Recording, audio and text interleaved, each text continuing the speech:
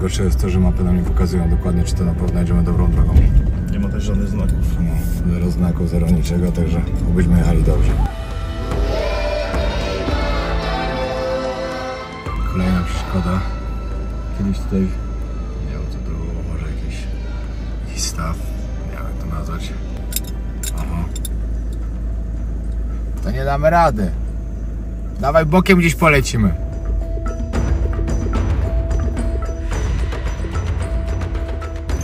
Dobra, próbujemy. Da radę? Siemanko, siemanko. 6 rano ruszamy na wycieczkę. Idziemy na Deltę. Mamy 2 godziny tam, żeby dojechać. I zaczynamy naszą przygodę. Tam będzie naprawdę fajny dzień. Mamy nadzieję, że zobaczymy dużo zwierząt. No, zdjęcia zachęcały do tego, że będzie fajnie. Zresztą jest to główna atrakcja tego rejonu. Można też zobaczyć potem, jak się po mieście jeździ, bo jest dużo właśnie różnych lodżów, kempingów itd., itd. Powiem wam, że to miejsce, które wczoraj wybraliśmy, to było chyba 4., do którego pojechaliśmy. Zdecydowanie dobry wybór. Nie dość, że internet super, odcinki się wysłały, zrobiły i tak dalej. Ale zrobiły. Powiedzmy, że się zrobiły. To powiedzmy, okej, wysłały, bo samo się nie zrobiło. To jeszcze dodatkowo dzisiaj wracamy. Basenik, siłownia. Będzie całkiem spoko dzień. Ale już nie mogę doczekać, co nas właśnie czeka tam na miejscu. Oglądajcie odcinek. Ale ciekawostka, bo Botswana Ułożone, blokowe drogi. bardzo szybko rozwijającym się krajem w porównaniu do wszystkich Wszystkich naokoło tutaj. sąsiadów. No. Teraz zaczął się off-road 4x4. No i taka droga ma być przez kolejne 40 km niby, żeby tam dojechać. Zobaczymy. Tylko najgorsze jest to, że mapy nam nie pokazują dokładnie, czy to na pewno jedziemy dobrą drogą. Nie ma też żadnych znaków. No, zero znaków, zero niczego, także obyśmy jechali dobrze. Weź tu może włączyć 4 już, co? O, zaraz będzie trzeba wbić. No na razie jeszcze spokojnie, ale zaraz wbiję. Chyba mam kłopotę. Daunara Mokoro Station. Czyli nie tu. Ale dziwne, bo czekaj, tu zobaczymy tylko. Jak my tu będziemy jechać prosto, Nie dojdziemy. to jest w prawo jakiś odjazd. I tu... Tutaj...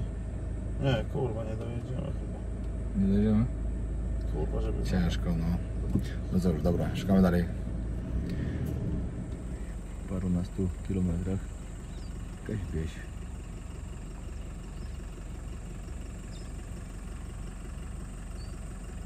Spotkaliśmy jakiegoś pana.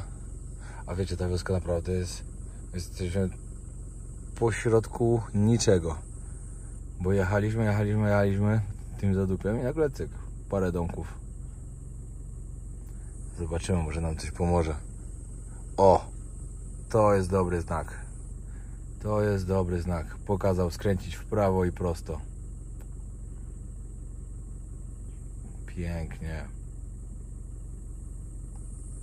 No i to mi się podoba, byliśmy przekonani, że źle jedziemy. Byliśmy przekonani, że źle jedziemy, ale mówimy, dobra, trudno, jedziemy. O, całe szczęście. Pan przyszedł pokazać. All the time straight. Thank you. Fajnie. Miło z jego strony, bardzo.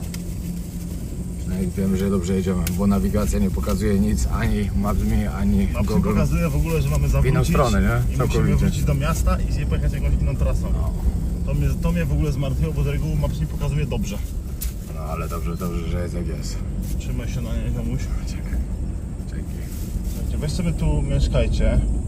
I tu jest jakieś, nie wiem, 10, nie wiem, z 5-8 km do miasta. No ja myślę, że 10 jechaliśmy taką drogą. Tak, teraz patrz. Prawo, Prosto, lewo. mówię prosto. Cały czas prosto, tak? Prosto, no. Dobra. Jedziemy. Droga jest jaka jest, ale jedziemy. Ale coraz więcej kup słoni tu jest wszędzie. No tutaj nie fajnie, bo nam słoń wyszedł. No tak, żeby sobie wyjść, to No. nie fajnie. A jakby nam tak stanął na środku drogi. Sorry, nie jedziecie. Ale to bardziej jak wygląda, jakbyśmy byli gdzieś w Azji. palmy.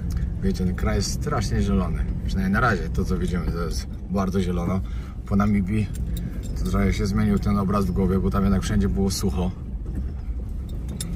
A tutaj zarąbistą traskę dzisiaj mamy. To jest przygoda. Jedziemy tak naprawdę przez siebie bez mapy. Nie wiemy czy na 100%, bo nam ktoś powiedział po prostu, że to tam. Także zobaczymy, no. Dobrze, że jesteśmy też dwójkę, bo samemu to w ogóle... Samemu nie wiem, czy trzeba ja też nie, chyba bym się nie zdecydował. I wiedzieć, że tam jeszcze 40 km prosto i dojedziemy do celu. No.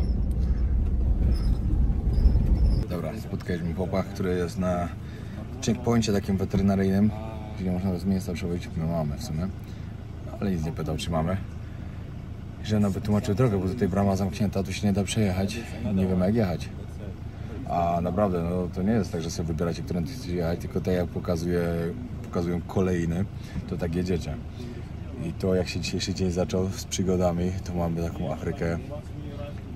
Jakbym był sam albo z Alą też, to nie zdecydowałbym się tędy na 100% pojechać, bo po prostu jechaliśmy przed siebie. Jak pokazywały kolejne drogi, to tak jechaliśmy. Jakbyśmy się gdzieś tu zakopali albo coś, oby nie, wypluwam od razu. Mucha. Nie byłoby wesoło. Ale jak już dojechaliśmy teraz do jakiejś budki, chłop nam tłumaczy coś, to jest dobrze. Mamy tam jechać, nie wolno jechać, bo to jest ten post weterynaryjny, ta kontrola. No. Jechać tutaj tędy. Przejedziemy? On powiedział, że tam jest niby drzewo gdzieś zawalone, ale żebyśmy przejechali, żebyśmy spróbowali. Przez drzewo? On nie wie dokładnie, ale gdzieś ktoś mówi. Ale normalnie mam tu tak walić piaskiem? Tak, aż do końca tego. Płotu? Płotu. Jedziemy sobie myszkę. Po środku niczego, tylko przy płocie. I tędy mamy jechać. Już płotu mówił. Tu jest płot. Tu możecie zobaczyć właśnie to. Food and Mount Disease Control.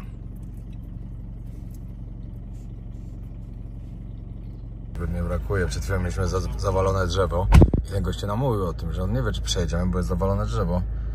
No ale udało się ominąć je naokoło tak fajnie w miarę. No ale teraz kolejna lekka przeszkoda. Polo właśnie wysiada i musi jakoś dźwignąć to drzewo, które teraz jest tak pochylone na drogę, żeby nam auto nie porysowało. I dodatkowo mamy namioty na górze. To jest to z kolcami? To jest z kolcami, no. Może być ciężko, ale spróbuję to jakoś może...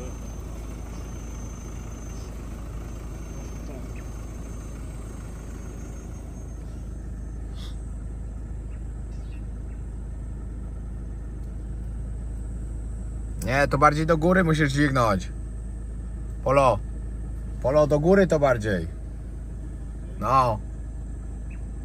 No i musisz mi zejść z drogi, nie? Bo nie przejadę. Patrz się typa. O, pięknie. Dobrze być kierowcą, pamiętajcie. Dobrze być kierowcą.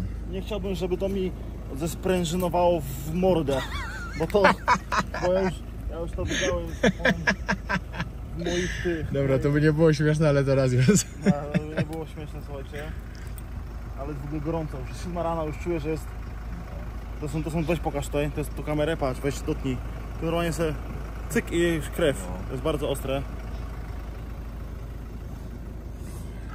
Nie chcę porysować fury. No nie, ale nie wiem, tak czy to się jakkolwiek mocniej da radę odgiąć. Tyle ile mi się udało, mi się wydaje, że to jest maks, bo to drzewo jak ja już daję wyżej, to stawia mocny opór. Jeszcze raz spróbuję. Dobra. Polo, podejście do drzewa. Część druga. O, już go drzewo atakuje. No i weźcie, bądźcie tutaj sami. Auto całe porysowane.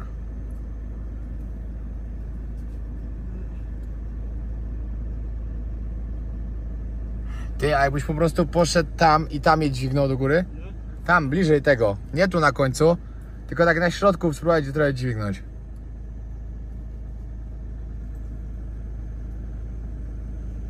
Próbuję to odgiąć, tutaj to się lekko odegnia, to już stawia tak. tu opór.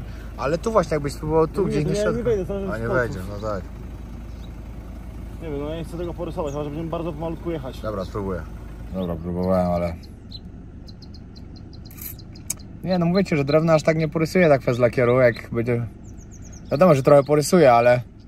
Żeby nie było takie kurwa, wiesz. No właśnie. No wtedy powypanie. Ominiemy naokoło? Nie, no tu nie ma jak ominąć. Słuchaj. Przygód nie brakuje. Dobra, podejście do drzewa. Część trzecia. Teraz próbujemy w drugą stronę, żeby odgiąć. Chociaż moim zdaniem i tak najmocniejsze by to było, żeby do góry tu dźwignąć, ale nie ma tam jak dojść po prostu. No nie, dobra, w tą stronę też w ogóle jest porażka.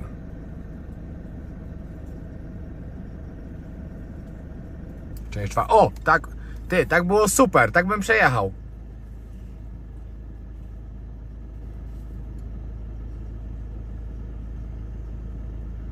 Widać zaangażowanie na twarzy.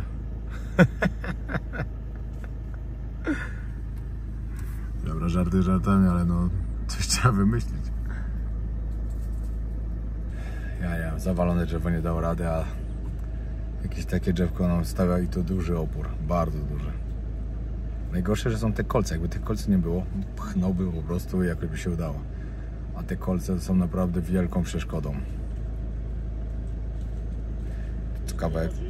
Co kawałek kupy słoni. Tutaj w Botswanie w ogóle jest największa populacja słoni. Także słoni będziemy widzieć dużo. Chociaż jeszcze nie widzieliśmy żadnego, to później będziemy widzieć ich dużo. Dobra, próbujemy. Na radę? O. Przejdzie? No już nie ma wyjścia w sumie. Na gumach widać porysowania. Tu jakoś przeszło. Tutaj widać też bardzo. Dobra. Może jakoś się to wypolaruje. Byk? Byk, no. Lepszy byk niż lew. Lepiej, żeby nic tam nie ten. Dałeś radę. W auto. Dałeś radę, Polo, Moi najważniejsze. drodzy, za takie poświęcenie Subskrypcję, proszę. dajcie subskrypcję i kupcie moją książkę na przewarstwę. Dzięki. Kolejna jakaś wioska. Statystyki, którzy mówią, że lubią już takie chatki na pokaz budują. No. Czyli tak tu żyją. Oj, widać jakieś ty, ale tu się droga kończy. Nie, mamy ciągle wzdłuż jechać dalej jest droga. Aha, no dobra. Może by tu jest jakiś kawałek. Czyli będę musisz to przesunąć chyba. No nie mamy się lekko. W ogóle welcome tu coś tam, Welcome to Boro, no. Ale to rzeki nie ma. No nie ma rzeki. Dlatego nam kazali jechać dalej. No. Pewnie tutaj strzelam, że to w porze właśnie mokrej, stąd się jeździ. No tak, no popatrz jaki tu mostek jest, wszystko, łódki są, to na pewno, no ale teraz jest wyschnięte już.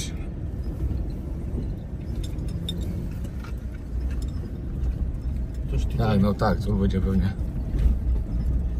Tu wsiadają sobie. po prawej jest jakiś jeep. Checkpoint. Ty właśnie, teraz mamy jechać prosto? Czy tam? Kolejna przeszkoda. Kiedyś tutaj, nie wiem co to było, może jakiś staw, nie wiem jak to nazwać. Piotr idzie zobaczyć, czy nie ma bagna, czy się nie zakopiemy przypadkiem. Dobra.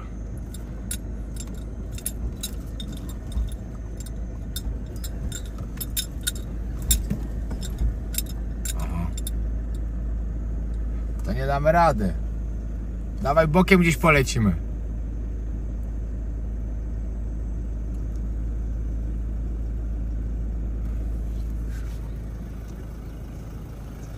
Tak to wygląda dookoła.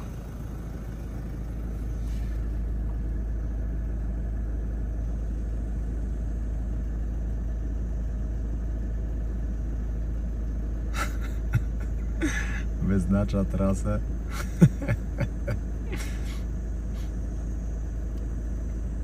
Jakbyśmy się tu zakopali, my tu nie spotkaliśmy od nie wiadomo ile nikogo, totalnie. Ale byśmy byli w dupie i zasięgu też tu nie ma. Patrzcie, tu widać, że słonie chodziły i że to było mocne bagno kiedyś.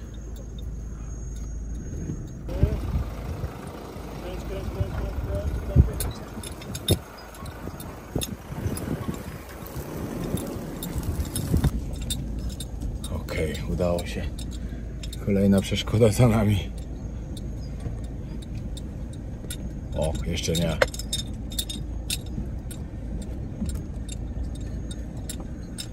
Oła! Znowu będzie musiał wysiadać, drzewo brać i znowu będzie porysowane jeszcze bardziej auto. Patrzcie, jaki ktoś pisał. Który cię jest? 22. Reason for visit. Malaria. Dojechaliśmy Gdzie są? takie fartem. So tell me Masakra. the best way if you want to go back to the city to Maun is this one. This one. Gość jak usłyszał, że przyjechaliśmy stamtąd, to się zaczął śmiać.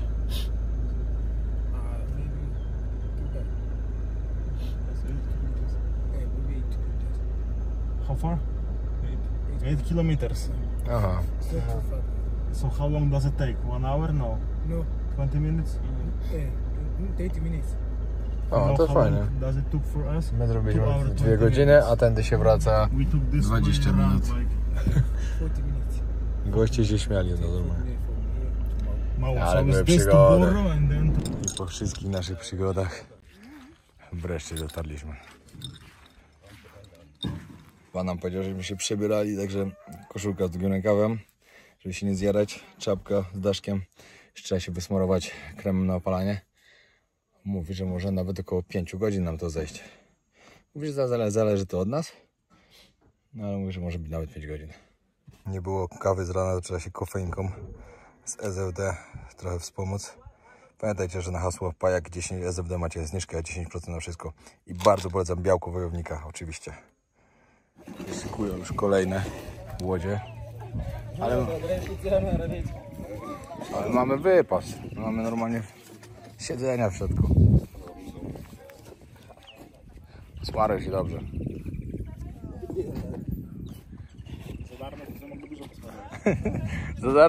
Za darmo to najlepsza cena, ale pamiętaj, że jest końcówka. Odpływamy. Znaczy pływamy. Staramy się pływać. O, dobra, jest coraz lepiej. Żeśmy tylko nie zmknęli. Mam tu drona.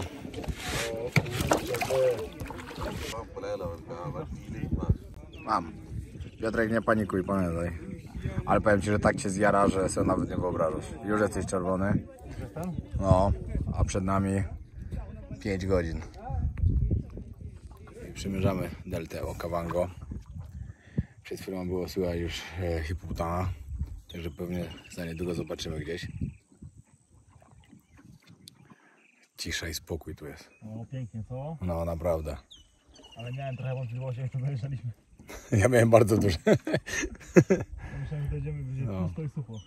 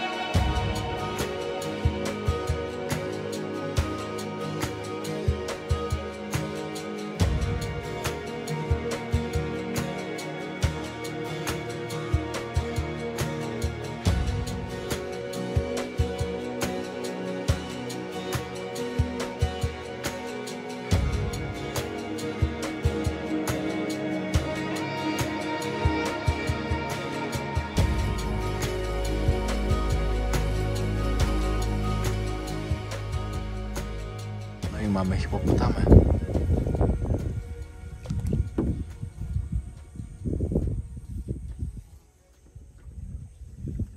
Wow, nieźle.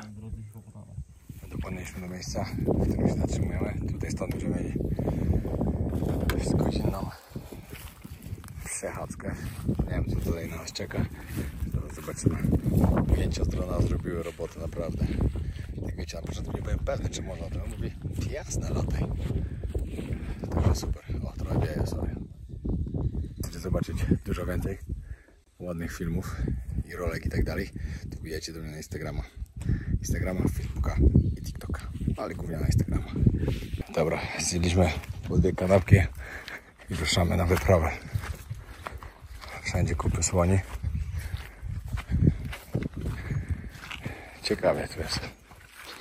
I w ogóle, jeśli kupujecie wycieczkę z hostelu, taką lub hotelu jakiegoś tam lub kempingu, to na przykład z tym, co my jesteśmy, powiedzieli nam po 1500 od osoby, a my zapłaciliśmy w sumie po 300.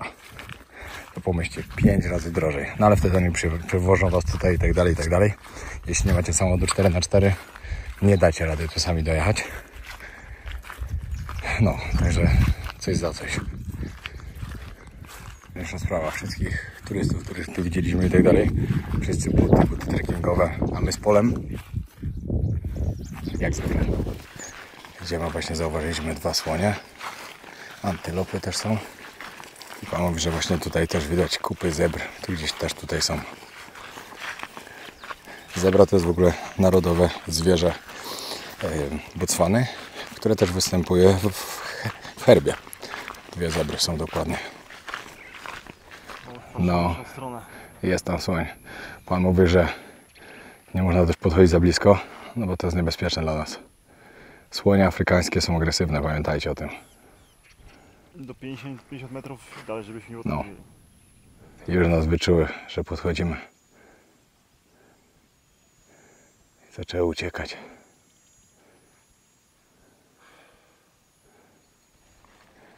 Patrzcie, jaki byk wielki. Jaki ma kły.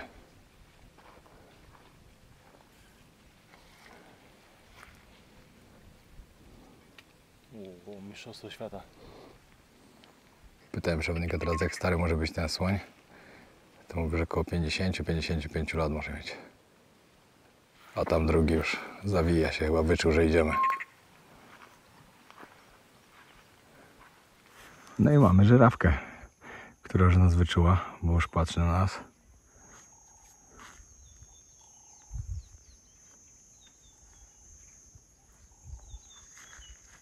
Nigdy wcześniej nie byłem w takim miejscu, że dookoła nas dzikie zwierzęta latają, a my sobie chodzimy jakby nigdy nic. Dookoła. Co? O, samolot leci. To pewnie wycieczkowo jakiś. Oni z góry patrzą, a my sobie tu chodzimy, za nami słonie, żyrafy, zebry. Na przewodnik nam powiedział, że to na safari camp, że po prostu turyści jak lecą. Ci będą nocować na safari po prostu. Lądują sobie na safari, tam gdzieś nocują.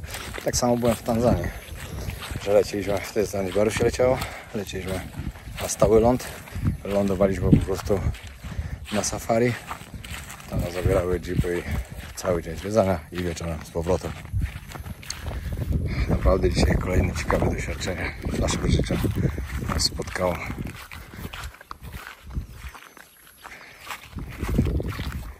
Pytałem się przewodnika, czy tu lwy też są. O, ale coś bije. Dobra, bo wbiło mi się coś w nogę. Wszyscy buty trekkingowe, a my z Polem, jak zwykle, wbiło mi się coś w nogę. No, pytałem się, czy lwy tutaj są. Że w Ugandzie występują lwy, gepardy też. Jeszcze powiedział jedno zwierzę, ale nie zrozumiałem. Ale właśnie z tych takich. No ale może spoko, że tu sobie możemy spokojnie iść. Tutaj to jedynie tak zobaczymy właśnie słonie. I też nie można za blisko podchodzić oczywiście. Bo żeby nie zaatakowały, wiecie, one też mogą się przestraszyć i będą się chciały bronić. No, zebry, żyrafy, antylopy. No, także luz. Dlatego tu możemy tak spacerować jakby nigdy nic. Wracamy już na naszą łódkę. Trzeba płynąć z powrotem. Jest tak okropnie gorąco już. Wczoraj jak dojechaliśmy do naszego kempingu, było 40 stopni.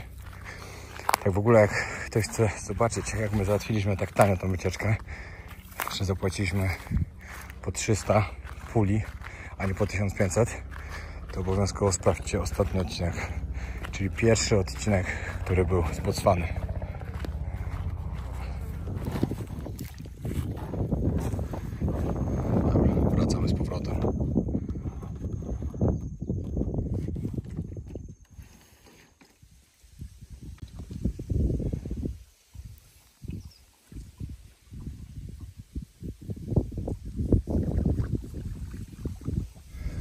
powiem wam, że ta droga, którą jedziemy teraz, a ta, którą jechaliśmy, w ogóle patrzcie, jak ludzie tu mieszkają. O, opala się. Blacha, coś na dachu. No i tak mieszkają. No i powiem wam, że ta trasa, którą wracamy teraz, a tą, którą mieliśmy w tą stronę, to w ogóle to ma inny świat. Teraz to się jedzie elegancko. No też jest taka, jaka jest. Ale przynajmniej nie ma jest. przeszkód takich, że może... No, przynajmniej jest trasa. Nam się urywała i trzeba było, nie wiem, sami widzieliście. No. Jedziemy teraz do miasta, zjeść jakiś obiad, a później relaksik na kempingu. Czas korzystać trochę. Relaksik i oczywiście trening. Dojechaliśmy do wioski Boro.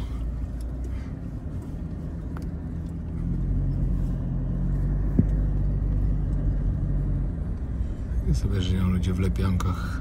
Musimy jechać prosto. Patyki, glina i coś na dach. I tak żyją.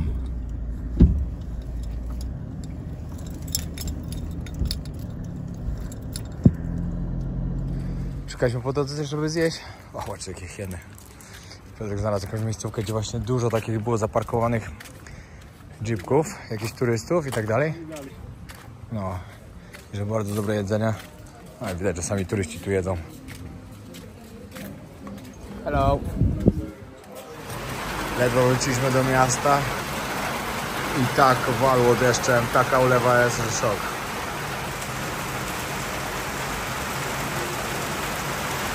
Kawka. Kawka i trochę energii trzeba. I nawet dobrze, że trochę pada, bo powiem wam, że wczoraj wieczorem było 39 stopni, w nocy było tak gorąco. Nad ranem dopiero się fajnie zrobiło, ale w nocy usypiało się bardzo ciężko. Obiadek zamówiłem sobie guźca. Taka świnia z Afryki. A ty co masz? A ja mam gulasz. Gulasz tylko, nie? A guźca jeszcze nigdy nie jadłem, dlatego chciałem spróbować, jak smakuje guziec. Myślałem głębsze, że to będzie twoje. No. No taki gulasz z kościami masz właśnie, no. Właśnie porozmawialiśmy teraz z sąsiadem. To jest taki starszy pan z Niemiec, tutaj podróżuje ze swoją żoną. I powiedział nam, jak najlepiej jutro dotrzeć na Victoria Falls, które są w Zimbabwe. Także jutro cały dzień trasy mamy, żeby tam dojechać. Dojeżdżamy do miejsca, gdzie można sobie kupić wycieczkę właśnie na te wodospady.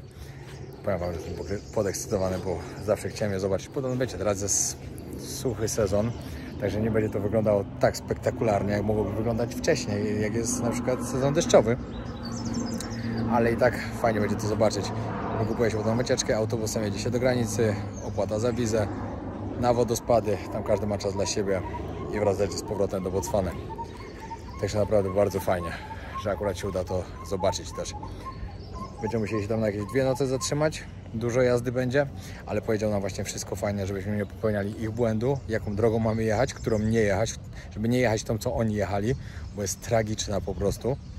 Że powiedział, lepiej jedźcie naokoło, ale jedźcie normalną drogą. Także fajnie, fajnie, wiecie, zawsze gdzieś można kogoś spotkać na takich miejscach, właśnie na takich kempingach, bo ci wszyscy ludzie tutaj dookoła robią to, co wy, dokładnie. Każdy ma jakieś fajne pomysły, może coś podpowiedzieć, wytłumaczył nam dokładnie na mapie, powiedział, gdzie kupić wycieczkę, gdzie nie kupować. No, zarąbiście po prostu. To samo zawsze uważam, że jak się śpi w hostelach, to też jest świetnie, bo się poznaje zarąbistych ludzi.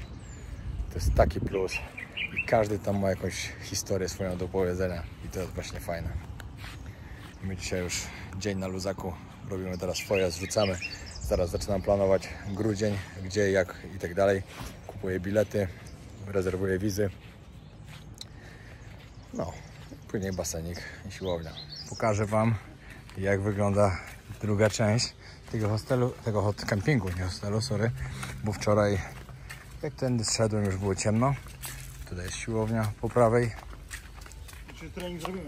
No obowiązkowo. Ładnie, naprawdę jest tu ładnie zrobione.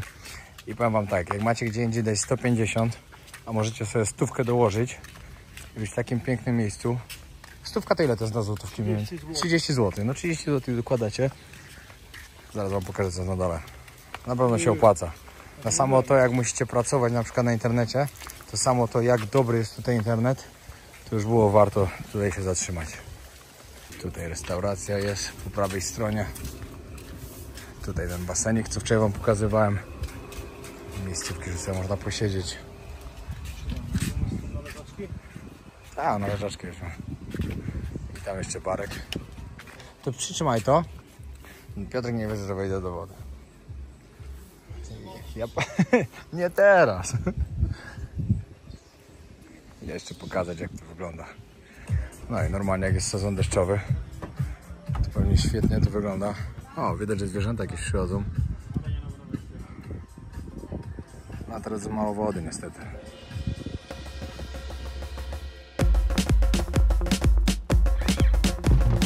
Somewhere in the world the sun shines right now.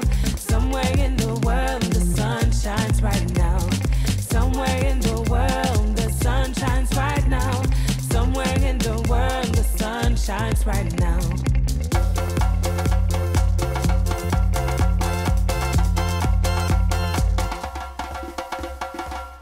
Time to wake up and step into the wild.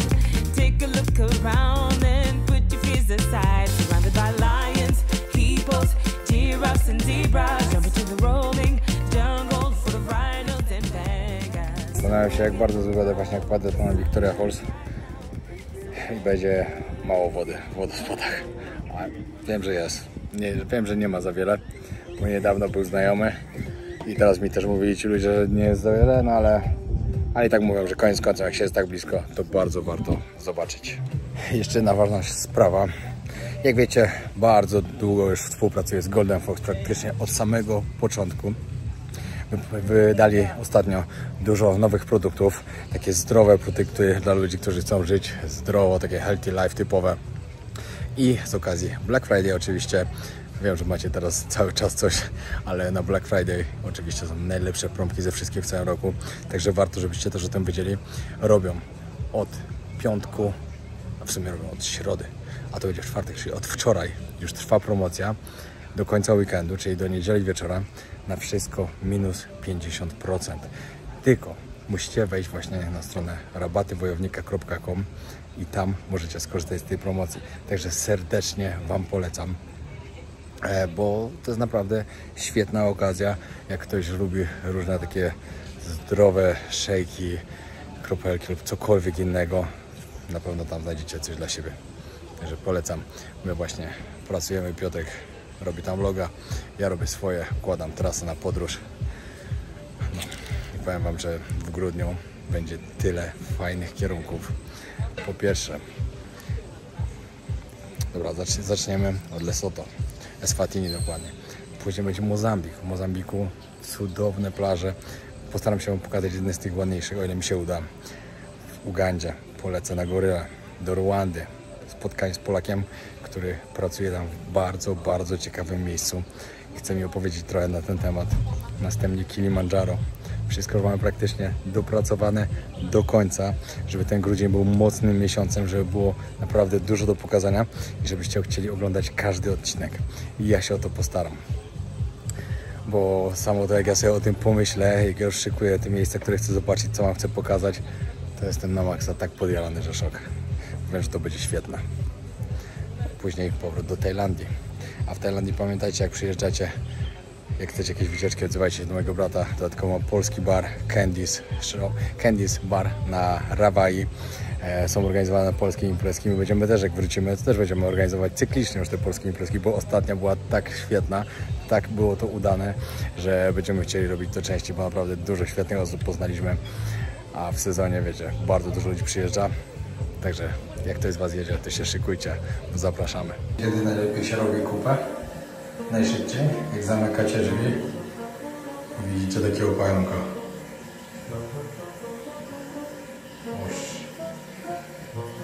Nie jest przyjemniaczkiem. Taka oto jest siłka tutaj na kempie. Mi tak naprawdę jest potrzebne tylko atlas, ławeczka i wszystko sikala w połu. Pięknie. Jeszcze poćwiczyć, zrobić dobry trening. O, jeszcze worek jest. Super. Trening za mną. Zmęczony, spocony. Także można było uznać jako dobry. Rano przychodzimy znowu, zanim ruszymy w podróż, bo jutro cały dzień mamy, no cały dzień będziemy w drodze po prostu, bo musimy dać aż pod granicę, tam się zatrzymać na noc, kupić wycieczkę i na drugi dzień na wodospady.